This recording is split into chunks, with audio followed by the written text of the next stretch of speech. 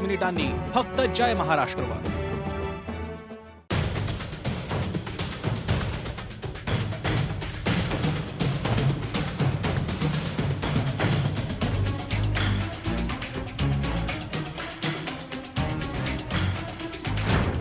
Panipuri toilet पुरी पहा रात्री 9:30 वाजता फक्त जय महाराष्ट्रवर। जय महाराष्ट्रनं उघड केला धान घोटाळा। गरिबांच्या तोंडचा घास हिसकावणाऱ्यांच्या पोटात गोळा। एखाद्या अधिकारी नेमून चौकशी करून चालणार नाही, कारण त्याच्यामध्ये सामील झालेले दिसतात। मुख्यमंत्र्यांनी घेतली दखल, जागी झाली सरकारी यंत्रणा। राज्य सरकारनं संबंधित विभागाकडे खुलासा मागितलाय। आदिवासी विभागात कोट्यवधीच्या धान घोटाळ्याचा पर्दाफाश। दोषी सुटणार नाही, मोडू भ्रष्टाचाराचा कणा। घोटाळेबाजांचा शत्रू, दीन दुबळ्यांचा मित्र। जय महाराष्ट्र।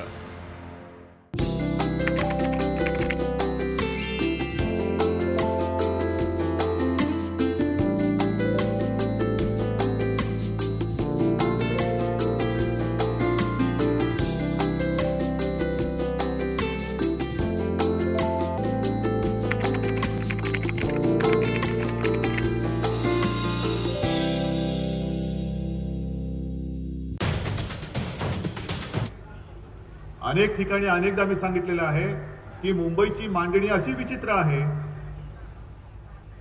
की जर का जोरदार पाऊस पडला आणि तेव्हा जर का समुद्र उसळला तर पावसाचं पाणी हे समुद्रात न जाता समुद्राचं पाणी उलटं शहरामध्ये घुसतं। कारण आपली मुंबई ही काही ठिकाणी समुद्राच्या पातळीपेक्षा खोलगट झालेली आहे।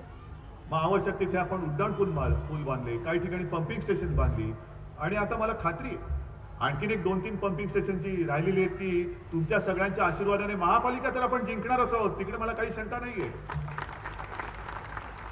पण जिंकल्यानंतर ही 2-3 पंपिंग स्टेशन जी होतील पूर्ण, त्याच्यानंतर मुंबईत कधीही 2005 सारखी पूर परिस्थिती निर्माण होणार नाही, एवढा विश्वास आणि एवढी खात्री मी तुम्हाला देतोय।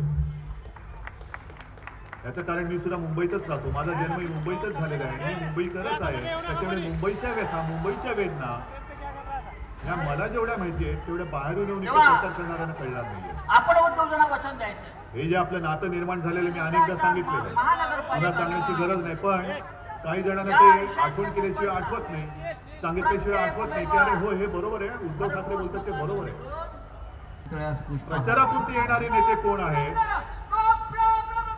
आणि कधी समजा आपत्ती आली, संकट आलं तर धावून येणारा कोण आहे हे माझ्या मुंबईकरांना बरोबर कळतं।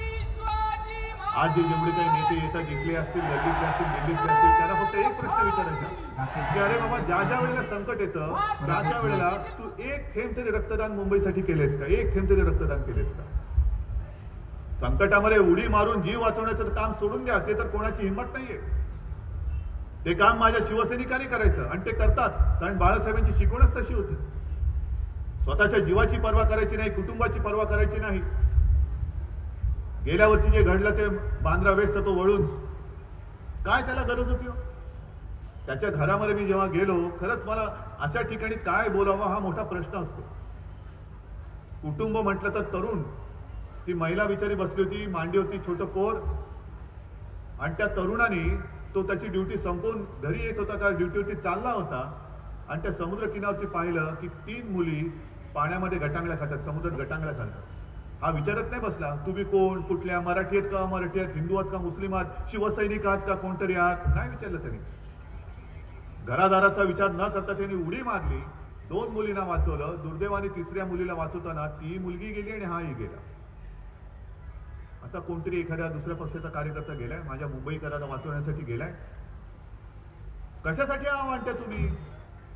नुसतं मुंबई महापालिका बळकवण्यासाठी? अरे दिल्लीमध्ये बसलात तर तुम्ही, महाराष्ट्राचं सरकार तुम्ही चालवत आहात, मग सरकार सुद्धा चालवत असताना शिवसेनेचा टेकू तुम्हाला लागतो आणि मग मुंबई सुद्धा गिळायची, मग आम्ही तुमची काय धुणी भांडी करायची? हा जो इथे जमलेला सगळा जिवंत जनसागर आहे, हा नुसती काय तुमची धुणी भांडी करायला जन्माला नाही आलेला। हा अस्सल मुंबईकर आहे आणि अस्सल मुंबईकराला अस्सल मुंबईचा पक्ष म्हणजे शिवसेनाच पाहिजे, दुसरी बाकीची भाडोत्री माणसं नकोय। इथे मोठा जो प्रश्न आहे तो विमानतळाचा आहे. विमानतळ म्हटल्यानंतर आहे ना, विमानतळ आम्हाला पाहिजे. छत्रपती शिवाजी महाराज आंतरराष्ट्रीय विमानतळ अभिमान आहे आम्हाला. खरं या विमानतळाच्या बद्दल सुद्धा नाव देताना इतर कोणत्याही पक्षाची मागणी नव्हती, शिवसेनेची मागणी होती. आता जरी मोठा पुतळा तिकडे असला तरी त्याच्या आधीचा पुतळा हा शिवसेना प्रमुख आणि अटलजींच्या हस्ते बसवण्यात आला होता. पण त्याही आधी एक पुतळा बसवला होता. तो बसवण्याचा प्रयत्न झाला. सुधाकरराव नाईक तेव्हा मुख्यमंत्री होते. काही जणांना आठवत असेल. किती सरकार काँग्रेसचं असो किंवा भाजपचं सुद्धा असो, श्रेय घ्यायचं तेव्हा बरोबर श्रेय घेतं आणि अत्याचार करायचा तेव्हा बरोबर अत्याचार करतं.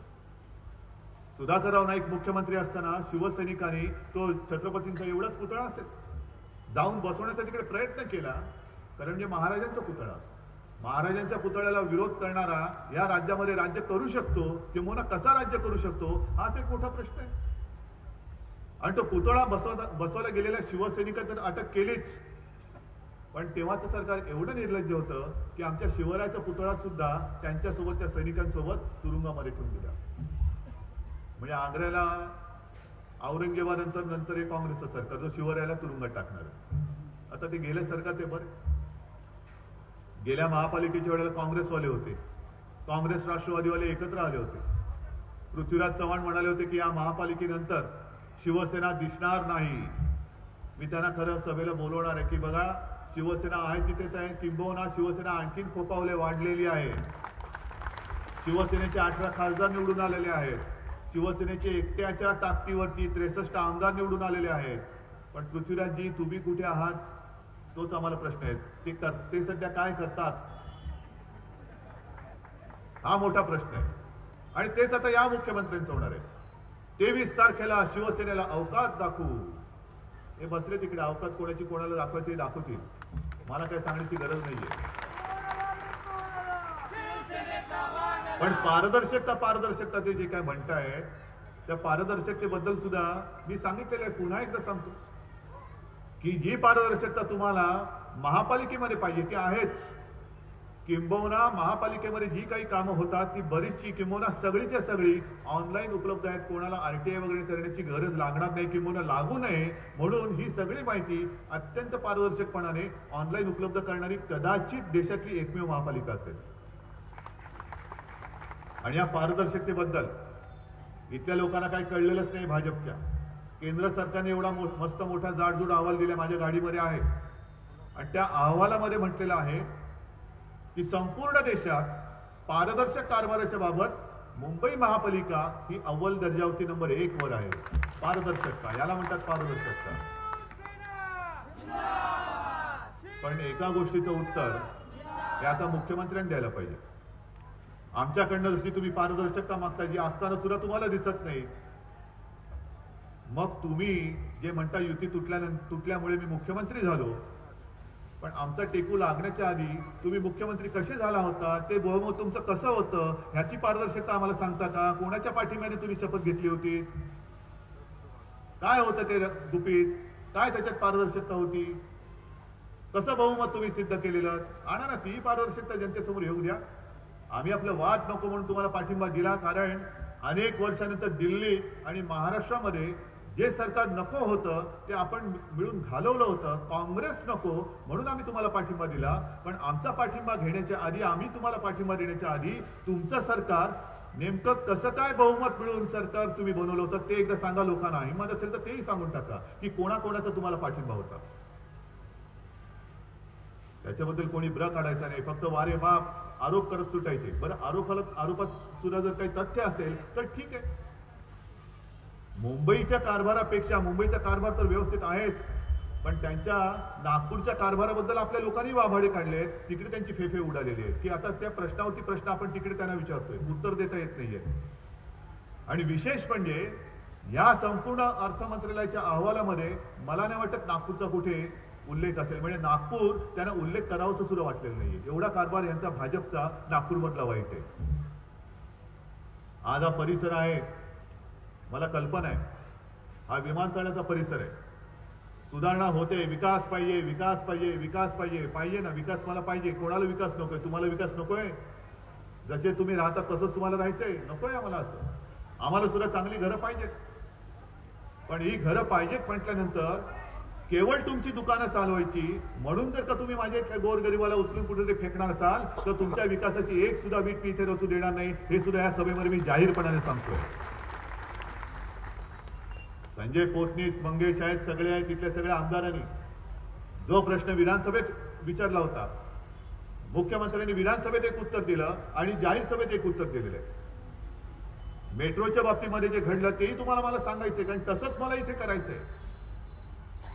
गिरगावकर जेव्हा माझ्याकडे आले होते, गिरगाव मधनं मेट्रो, तो संपूर्ण आराखडा माझ्याकडे आणला होता.